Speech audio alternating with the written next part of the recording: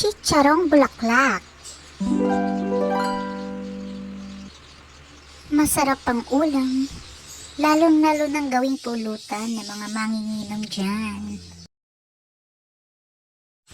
Una, imamarinate muna natin siya sa suka, bawang, sibuyas, laurel at paminta. Kailangan lamas-lamasin yan lahat para mawala yung parang pinakaamoy daw niya. At nang magkaroon na rin ng lasa-lasa.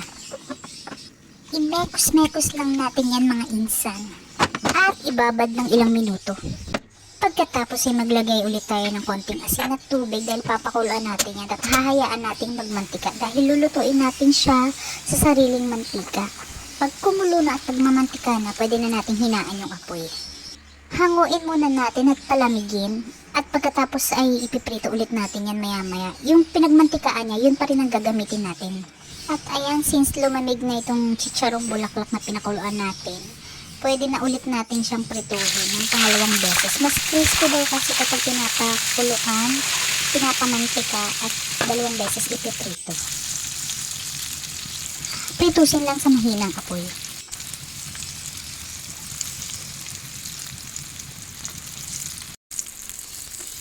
At pwede na to. Medyo parang masunog ko lang yata ng konti. Pero masarap naman siya.